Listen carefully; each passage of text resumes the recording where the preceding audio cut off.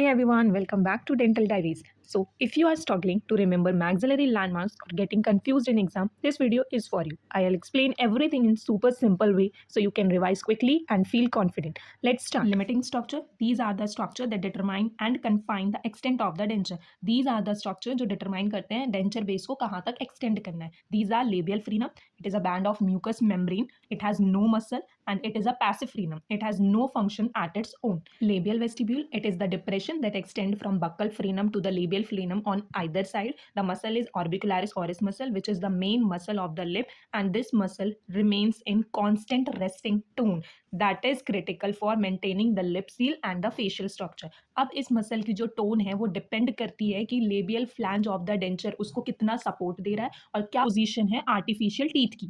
Buccal frenum.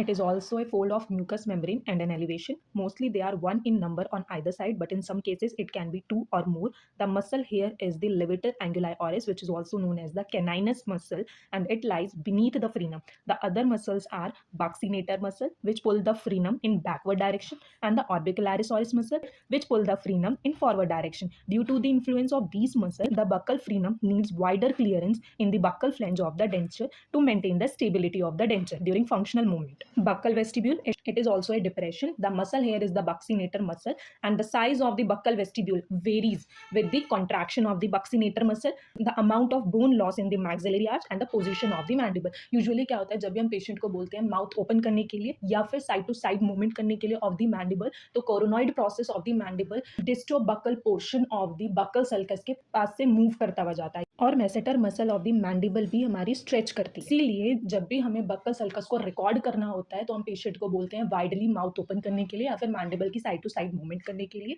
ताकि buckle sulcus properly record हो जाए. और जब हम डेंचर फैब्रिकेट करते हैं तो जो डिस्टल पोर्शन होता है हमारा ऑफ द बकल फ्लैंज को उसको इस तरीके से एडजस्ट करते हैं ताकि वो इंटरफेयर ना करे कोरोनॉइड प्रोसेस को during mouth opening. Hamular notch, which is also known as the pterygomaxillary notch, it is situated between the maxillary tuberosity, which is marked yellow in this diagram, and the pterygoid hamulus.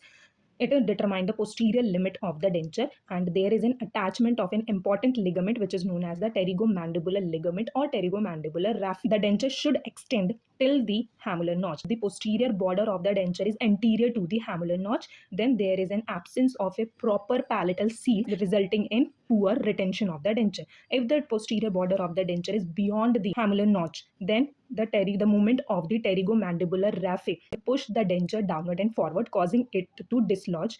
Also, there is a presence of soft and highly movable tissue that will result in gagging, pain, and ulceration of the tissue. PPS, which is also known as the posterior palatal seal area or postgram, which is marked in a cupid bow shape here. This is a soft tissue at or along the junction of the hard and soft palate on which pressure within the physiological limit of the tissue can be applied by a denture to aid in the retention of the denture. The last but not the least is the fovea palatini. This acts as an arbitrary guide to locate the posterior border of the denture.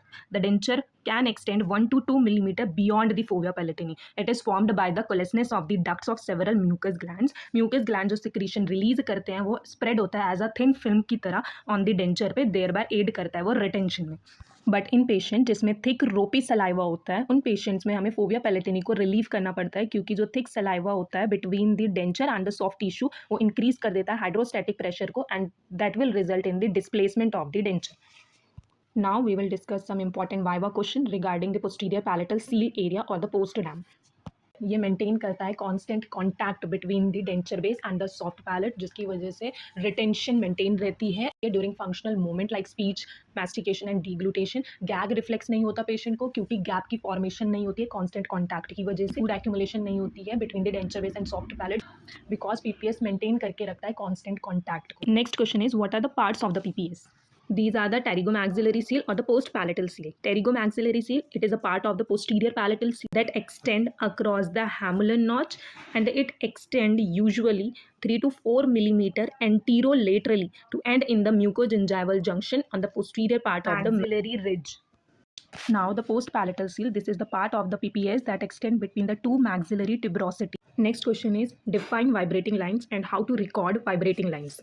There are two types of vibrating lines, anterior vibrating line and posterior vibrating line. And first I will discuss the anterior vibrating line. It is an imaginary line lying at the junction between the immovable tissue over the hard palate and the slightly movable tissue of the soft palate. The anterior vibrating line is cupid bow shaped because it follows the posterior nasal spine and the posterior part of the hard palate.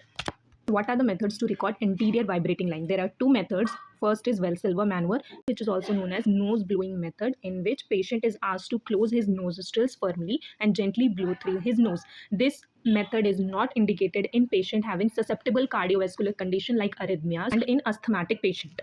The next method is phonation. Phonation means asking the patient to say ah in short vigorous burst. This can record the anterior vibrating line. This method is more reliable than the Valsalva maneuver. Next is posterior vibrating line. It is an imaginary line located at the junction of the soft palate that shows limited movement and the soft palate that shows marked movement. It is usually straight. It can be recorded by phonation method, in which patient is asked to say ah in short but in normal and non-vigorous fashion. Next question is, what is the head position while recording the PPS? Head of the patient is tilted downward at 30-degree angle to the Frankfurt horizontal plane or the horizontal plane, as in this position soft palate hangs down, making it possible to accurately record the PPS. That's it for the limiting structure. If this helped you, don't forget to like, share and subscribe, and stay tuned for the next part where we complete the anatomical landmarks. Thank you.